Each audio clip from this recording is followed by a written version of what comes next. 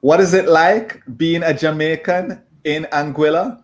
Hi, I'm Xavier Murphy, the founder of Jamaicans.com. And today in Jamaicans to the World, we are talking to Mitzie Temple-Richardson, a Jamaican living in Anguilla. Welcome, Mitzie. How are you? Thank you, Xavier. I'm fine. Thank you. It's good to be here finally. Good, good, good. So, first question, which part of Jamaica you come from? And I'm from Clarendon, in the deep rural north central Clarendon, a little district by the name of Mount Hindmost. So it's all Okay. the way up in there. I So, I've spent some of my formative years in Kingston, but I was born in Clarendon. all right. So now I'm going to go off script a little bit because my mom comes from a small town in Clarendon, way up in the hills. Mhm. Do you know Tweedside? I've heard about it, but I have not been. Okay. Not a lot of people hear about it. I remember having a discussion and people are like, it's a makeup town. And I said, Google it. So in Jamaica, which school? Because you know we're passionate about our high schools and our schools. Which school you represented in Jamaica?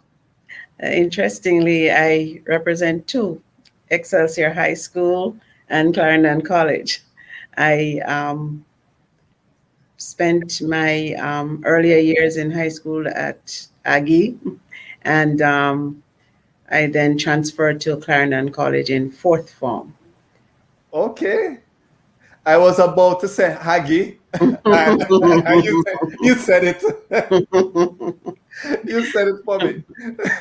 So tell us, how did you end up living in Anguilla?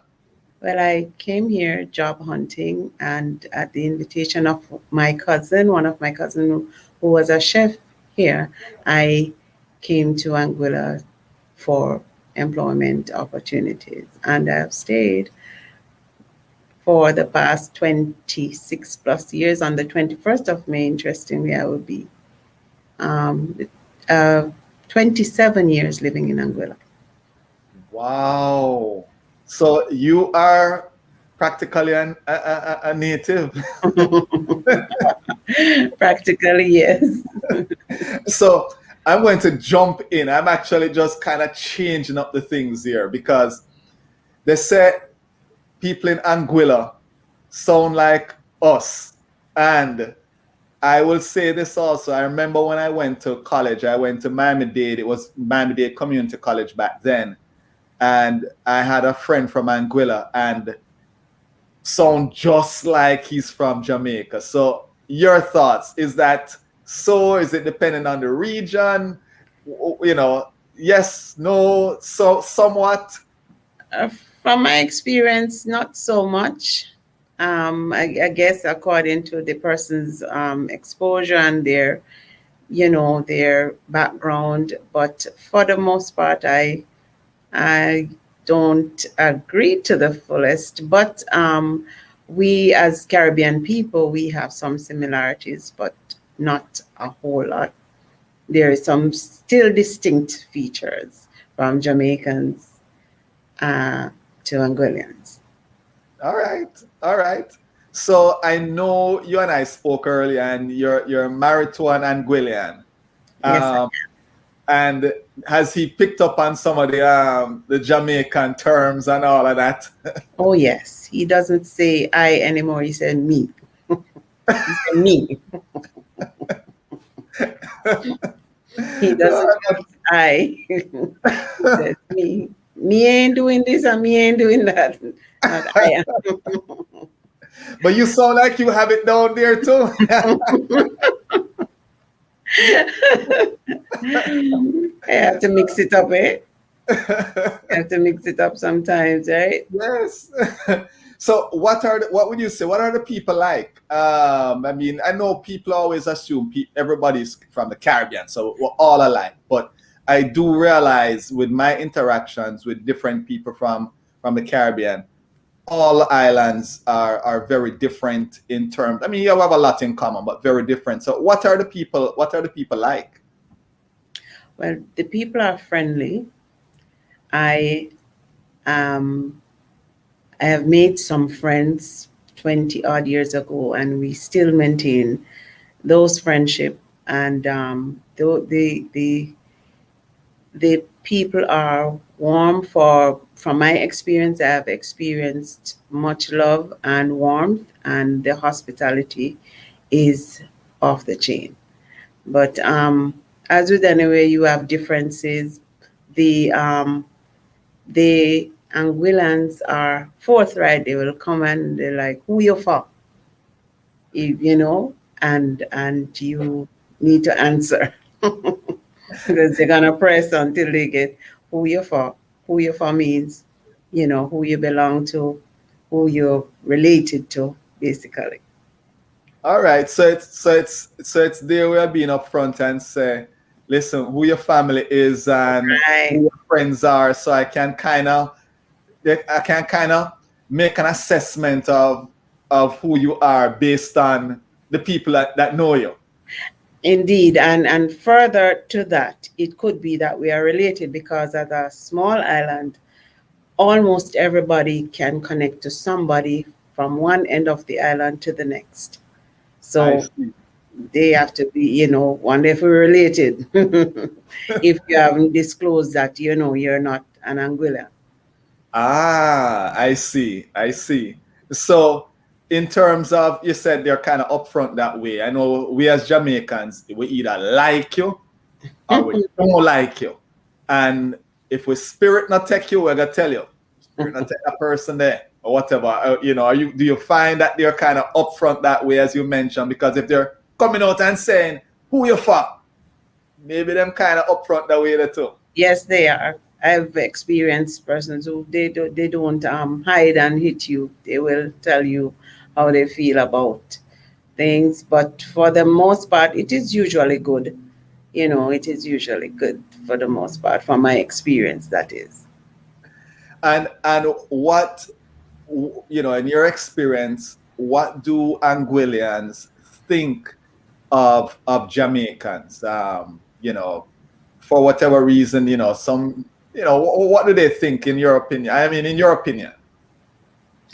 Well, most people are expecting you to be vibesy, outspoken and lively. And if you're not, they're like, "Where part of Jamaica you from?" So yes, you have to exhibit that outward um, characteristic, which they believe that all Jamaicans should be. You should be live. You should be the life of the party Okay, okay, I get it. So you should be the one that have the dance moves, and you should be the one that, and you all of know. that. And speaking of life for the party, what's the dominant music that you hear there? There is calypso, there is soca, there is reggae, there is a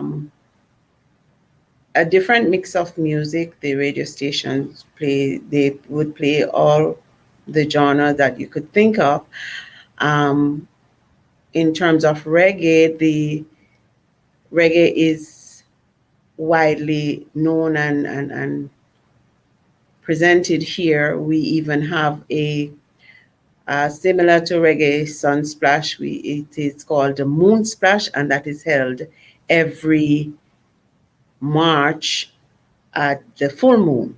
So that full moon weekend is put aside specially for Moon Splash. And Moon I see. Splash is a reggae festival, and we have reggae artists coming into the island. This year we had uh, Mr. Festival himself, Eric Donaldson.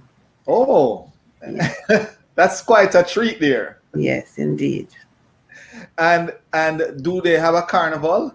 Oh, definitely. They have a carnival the end of March, in the end of July rather, extended into August, the first week of August, and from the the lineup, it's pageantry and competition, and of course the national sport, boat racing, which is the highlight of the carnival for the most part, and there is where you have a lot of competition, and in the mix of that, there is also in that carnival mix is the beach party that is held on the sandy ground beach, and where thousands of revelers would be there. There is the Juve morning, and that is usually jam-packed with neighboring islands and guests from overseas, visitors all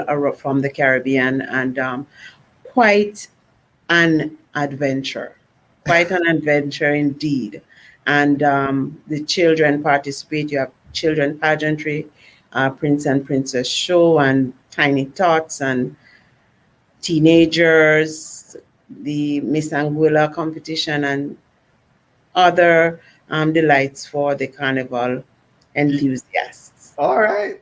All right. And you say, which are the islands, which are the neighboring islands that are close by that come over to the carnival and participate, or which are just close by? Which islands? St. Martin is our closest neighbor, and we are about an 18-minute boat ride to the French side, and probably a 25-minute boat ride over to the Dutch side. And if we fly by small plane, it is about 8 to 10 minutes. That's just the distance separating us. And that is where we go when we have, when we need to find things that we don't have available here. We'll go over to our neighbor, St. Martin, and they support our carnival and other activities for the most part. And Anguillans have relatives in St. Martin. I see. Lots of relatives. They spread, widespread. Yes. So is it, how regular is a boat ride between there? I didn't even realize it was that close. You know, I mean, I've been up there, St. Martin and St. Martin on a cruise ship stop, but I didn't even realize it was that close. Yes, as you said, from the cruise ship, you could have taken a day trip over to Anguilla, and the closeness, it facilitates shopping and entertainment and other activities, family reunions and so on. And it is really, really interesting because the St. Martin mix is, as you know, French and Dutch, but Right. Anguillans they have relatives on both sides. So it is quite interesting. Good. So next time, I mean, if I do a cruise that comes that side, it's good to know, because I've always wanted to visit Anguilla, but I didn't realize it was that close. Yes, Never it is. realized it was that close. It is that close. So I'm going to move on to food. And again, I always said this, the perception is, oh, it's Caribbean, all, you know, whatever. You know, what is something that is unique that's in Anguilla that you would say, try this if you come here? Well, I think the goat water. You know, in Jamaica, we have Manish water. Right. Their goat water is made from the actual goat meat. And for me, it is quite delicious. It is different and special to Anguillians. It is one of the nicer meals I've tried, and I do enjoy it. And it is just off the chain. All right. Of course, there are many other delicacies. They have quite popular is the Johnny cakes. They either bake them or fry them. And you have, because of the island and the close proximity to the sea, the mainstay in food is seafood. There's seafood, and you have quite a variety: lobster, crayfish, fish of all kinds, and shrimp and the likes. And it is a seafood haven. And interestingly, they have a Festival Del Mar where strictly seafood is prepared on the beach during that time, and that is around the Easter weekend and the Saturday and the Sunday. They are that time is dedicated to the festival. It's called Festival del Mar, and patrons are treated to seafood delights. Good, good, good. So, if I was to visit Anguilla, is there a event or a place or something that I must do? Whether it be okay, you have to experience a carnival, or whether it be you have to experience that seafood type festival that is happening in Easter, or maybe a location that you say you have to look out from this particular location. What would that be? Well, without any doubt, I would invite you to visit the beaches. They are spectacular. They are world renowned, and they have chalked up there quite a bit of international attention. There is the famous Shoal Bay East, among others, and they are beautiful, just beautiful. And in addition to the beaches, you have the island on a whole is flat, and from most vantage point, you have a little glimpse of the sea. And because of that, wherever you are, you can overlook somewhere. If you're on Back Street, for instance, you're overlooking beautiful, picturesque, sandy ground, and it is a beauty. And if you're on Meads Bay Beach, you will have a spectacular view of the sunset. And, it is just beautiful the way the island is laid out. And when you are on the southern coast, you have uninhibited view of St. Martin. And even the lights, when the island lights up, you can see St. Martin in the nights, and according to your location, it's beautiful. And we just enjoy that ambience, of just tranquility for the main for just enjoyment's sake. It's just beautiful. So I know you've been there, as I mentioned earlier, practically, hey, you're practically a native there. But I'm going to take you back a little bit. And when you first got to Anguilla, what would you say was the biggest adjustment you had to make coming there from Jamaica? And there may have not been any, but what was the biggest adjustment you had to make? Well, the biggest adjustment was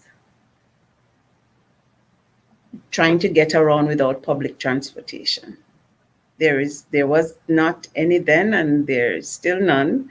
There are taxis available, but most natives don't go the taxi route because it can be expensive. But for the most part, when you are here, it's hard to get around without public transportation. So you have to become friendly. If you weren't friendly before, you have to be friendly, and make friends so that you can catch a ride to wherever you want to go. And interestingly, that of course led me to get my driver's license, and subsequently I purchased a car. So well, it may not be a bad thing if you have to hitch a ride, as we say, with somebody. You're making friends pretty quickly right there. Definitely, and most of my friends our friendship they were built with that beginning. Yeah. Yeah, it good and bad, I said.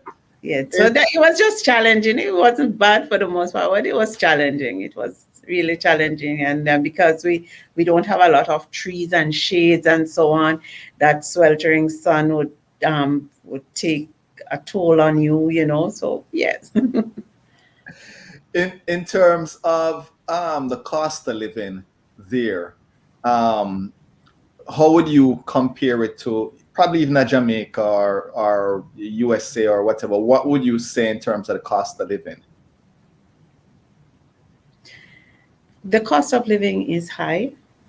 It is high. We have two legal tenders, the Eastern Caribbean dollar and the United States dollar, and the equivalent, the EC dollar is equivalent, the US dollar is equivalent to 2.68 EC dollars. And we don't have like factories and so on. We don't do much export. We do a lot of importation. So that we have to pay for that in the, at the end of the day. And subsequently, the cost of living is high. Rent is high, food stuff is high, and as a result, and so on. But once you're working, it's manageable, but it is challenging, though. It is challenging. Is the opportunity to work? I mean, I know we're on the CARICOM, and typically you're able to, kind of go from one place to another between the members. But is it, challenging in terms of, let's say I was to pick up from Jamaica or one of the other Caribbean islands and say I'm moving there job-wise, paperwork-wise, there's still maybe some type of paperwork or some process you have to go through. And again, I know for you, you've been there a couple, more than a couple of years. Is that process a difficult process? Well, we are honorary members of the CARICOM and the OECS. And while we might not have while we might not be able to stick to some of the privileges of the other islands, be reminded that we are an British overseas territory, and we are guided by their rule as well. And presently we have, for instance, Jamaicans need a visa to enter into Anguilla on, as a regular visitor. Job-wise, one would need a work permit to be able to work here. However, there would be provisions made for those persons who are employed by the government of Anguilla, and those provisions would be specific to the persons being employed.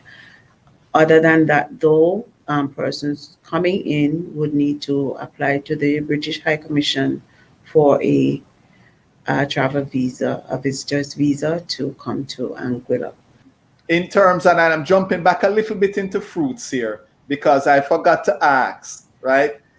We cherish our mangoes. We have levels of mangoes in Jamaica. You have your common mango, and then you have your pedigreed, your East Indian, your Bombay, and your Julie, and possibly in the middle, some would say a number 11 might be common or might not be common. We don't know. We don't know yet. I let users decide. But how is it? You're saying there's not a lot of trees or whatever. You have your mangoes growing there. Xavier, you're making me hungry. You're making me yearn for some mangoes right now as we speak. Well, we have a few mango trees, and there some residents have what we call Julie, they call grafted here. And I haven't seen any East Indian, but the mango crop here is not we don't have a wide variety as in Jamaica, not by a long shot. So we crave for the days when we can go home and enjoy some mangoes, even now as I speak. I feel sorry for you. But at least you're getting mangoes. At least there's some type of mangoes there that you're getting. So Well, mango is imported, so we get mangoes in the shop. Of course, not the quality that we are accustomed to, but we have to make do. wow, that's kind of surprising that they're imported. Really surprising. But as you said, it's a smaller island, and so and you're kind of out there. So whenever little wind it like passing by this place or that place, yes. Yes, indeed. And I'm trying to plant my own. It's a struggle. Hurricane knocked down the pear tree. The ackee tree has survived. The mango tree, not the mango, wishing. The soursop tree has survived. The June plum tree died. It's replaced, but you have some planting and some bananas and some fico and thing. But trying All to right. It sounds like you have a little backyard farm going there that you're trying to starting think. you're starting your thing. Trying to So think. Mitzi, listen, I really appreciate you spending some time with us and telling us about Anguilla and your experience and your story there. I have two last questions before I end. So the first one, I kind of know the answer, but maybe I'm assuming. So you may have a different answer to this. But you land in Jamaica, you're off the plane. What is that first thing you're doing? Whether it be go get, again, I'm assuming here, go get your East Indian mangoes or whatever, or maybe something else. Just a listener going here, I'm going to go get this to eat. What is that first thing you're doing? I usually want some jerk chicken or some jerk pork, some jerk something. And of course, wherever the OTT apple is, I'll find. If I can't find it, I'll send someone to get. And of course, the mangoes. So it really sounds like a lot of the fruits you're used to in Jamaica, you're not seeing there. Not a lot. We don't have we don't well I only see jackfruit sold in the supermarket, and Mm. I don't see a lot of like What about naseberry and so on. I what don't about see Guinea? that. Guinep is here. The Anguillans call it kinep. And And you had to get your own June plum. You said you had to plant your yes, own June plum tree. yeah, June plum is here, and it's called golden apple here. And Ah, what? And you ought to, say you that ought to, again. you ought to eat it. They have another version of it here. It's called wax apple. It's a smaller Mm. species, but it's and it's not as juicy as the OTT. It's more waxy, as the name suggests. But we have cherries here, and we have the Cersei is hard to find. Well, I'm deviating a bit because I like Cersei tea, and Right, I right. did find it some years ago. They call it maiden apple or something similar, but it's hard to find now because of the hurricane destroying. But some other little similarities. Right, We right. find some. We have sweet sop is here. Of course, the it's known here as sugar apple, Okay. and such alike. So you make it with what you have, and then what you don't have. When you go to Jamaica, you get the seeds, you bring them back, you plant them, and We try, but the soil, the limestone factor of the soils we have here, it's challenging. It's sometimes you have to get topsoil and so on. Some of the soil, the variations, they actually grow well, but as of course, as with everywhere else, you have different soil across the I island. see. I see. Well, here is how I typically end. I typically end with you telling me how to say goodbye informally. How, Mhm. how the how the Anguillans would say goodbye informally when they're saying it to a friend. So you've been there 27 years. I put you on the spot now. You know, we say Jamaicans, they say, boy, catch you later, you know, little more, or, you know, something like that. And I don't know, you know, what the Anguillans may say. And it may be simple as goodbye. I don't know. But sometimes it is goodbye. For like the younger set would probably say see ya, or see you later, whatever the case may be. When the older folks will say take care here and see you some more time or something like that. But well, I like take care later and see you some more time. So again, thank you for spending some time with us and telling our viewers all about Anguilla and your story there. So see ya. Take care.